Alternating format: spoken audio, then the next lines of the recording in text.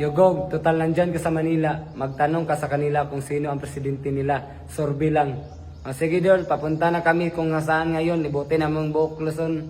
No? Nakakapagod kasi wala kaming pahinga. Pero request mo yan eh. So pupunta na kami. Let's go.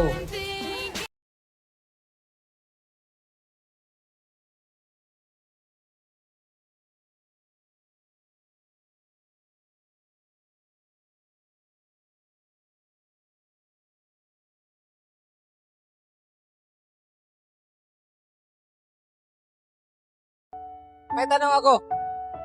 Isang tanong lang to. Sa inyo ba yan? Oo. Sino ang presidente mo? Si Pangulong Marcos. Marcos? Ay, bigyan ko. Marcos. Bakit kung si Pangulong Marcos kayo na ganyan kung si Di ba? Oo nga.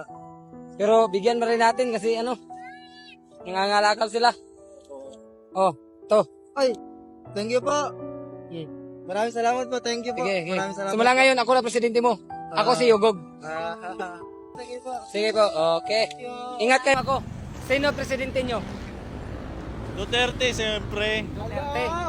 Yun. Diba? Basic lang. Tara, maghanap. Let's go. May hapon. Magandang hapon. Pwede magtanong? Pwede magtanong? Sino ang presidente nyo? Digong sana, kaso natalo eh. Si Bikong. Salamat.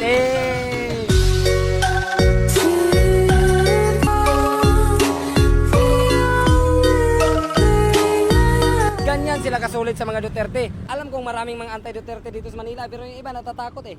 Pero yung isa, nanalo na. Tara, maghanap pa tayo. Sige, salamat. Diba? Ate. Per. Diba?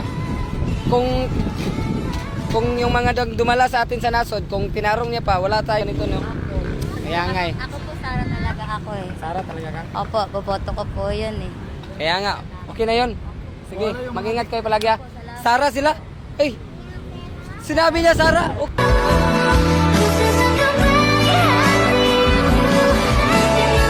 Talaga ako Sara, maraming salamat po sa inyo, vlogger. Ato na kami. Opo. Sige.